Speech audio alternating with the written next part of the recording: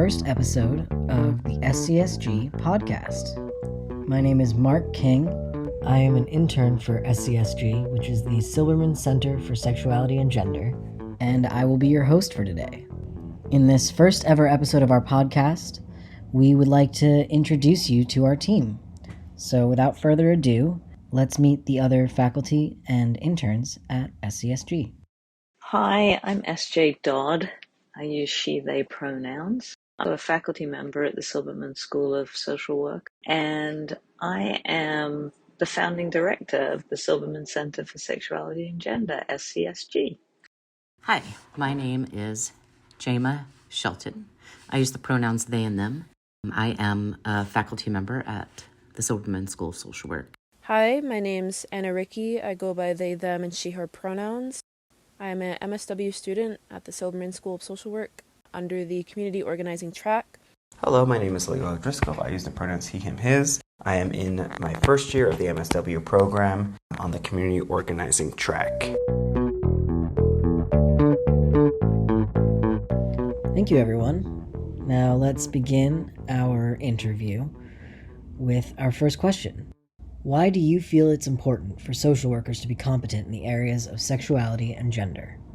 I think it's important for social workers to be competent around sexuality and gender because every single individual or community that social workers work with, sexuality and gender is a component of who we are. No matter what type of social work you are practicing, it's imperative that you have an understanding of these concepts and how policies, individuals, and institutions all interact with sexuality and gender.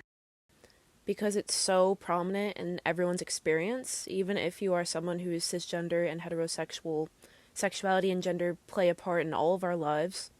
Though certain aspects of, say, sexuality have been seen as too taboo to talk about, it doesn't change the fact that those aspects of our experience influence our well-being, influence our relationships, influence our self-esteem, influence our communities.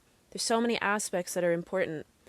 Instead of shying away from these topics, it's really important for social workers to dive right in and to be upfront with these topics so that they can feel comfortable working with clients and working with communities. Our overall well-being is related to our sexual well-being and that they're intimately connected. And I also think that we've been socialized to have sexuality be a taboo. And so typically mental health professionals have avoided engaging with the sexual dimension in practice. And so I think it's really important to equip people to attend to the sexual dimension of the biopsychosocial. I also think as a profession, we were quite slow to engage with gender affirming practice and really honor the range of people's experiences related to gender identity. These are all great points about the value of the work that SCSG does. And now on to question number 2. What do you think is the best part about SCSG? The best part of SCSG is the opportunity to learn on a deeper, more academic level about topics that relate to sexuality and gender, whether that's BDSM, sex and the aging population, transgender and non-binary, people who experience homelessness.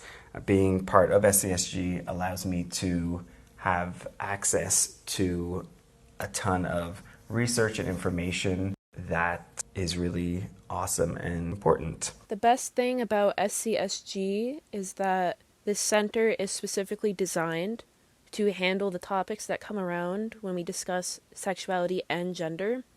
It gives resources to practitioners and social workers in order to give more affirming and competent care to their clients and communities. And the best part about SCSG is that I get to focus on things that I care deeply about every single day in my work and do that with people that I care deeply about and work really well with. I get to collaborate with interns and faculty and people from other universities and people engaged internationally. And so I really love the breadth of the umbrella that SCSG has put up and the range of topics, whether it's people engaging with sex work or looking at LGBTQ homelessness or thinking about ways to engage people related to attachment styles and the way that that impacts their sexuality. We have so many different opportunities. Something like this center is so necessary in a world and in a society where these topics have so much misinformation, a lot of, again, taboo ideas around them, taboo perspectives.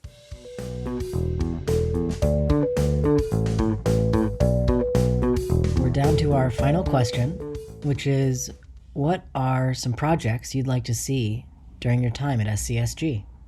One project that I'm really excited to see in the future of SCSG is actually one that I'm personally involved in.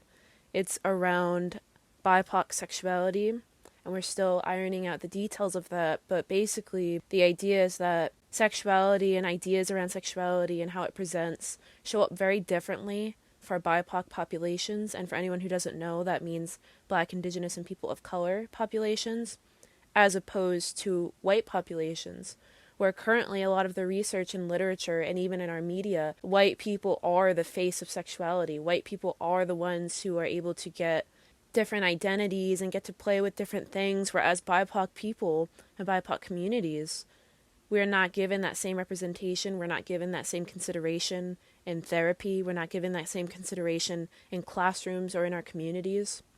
So the point of this research is to kind of go deeper into this to see where the disparities are, so that we can have that information as social workers to, again, give better affirming care to communities who are consistently not included.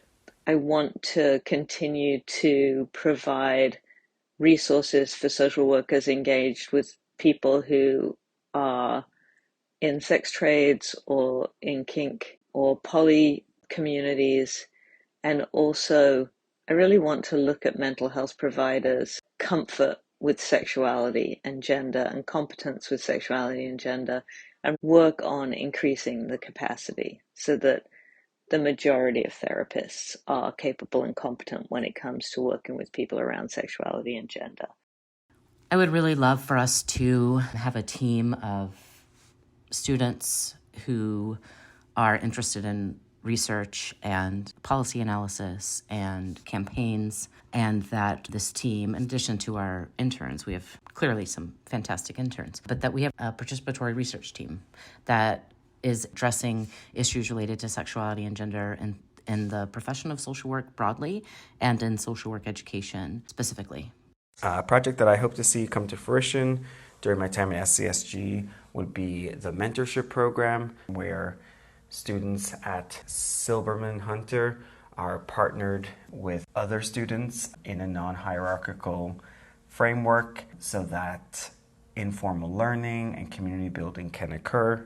I'm really excited to be a part of this program, and this is a program that is in its second year and should be relaunching in the spring semester. So get excited.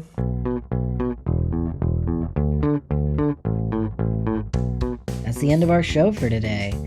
If you want more information about SCSG, which you definitely do, please check us out on our Instagram and our Twitter at SCSG_SSSW or on our website, silbermanscsg.com.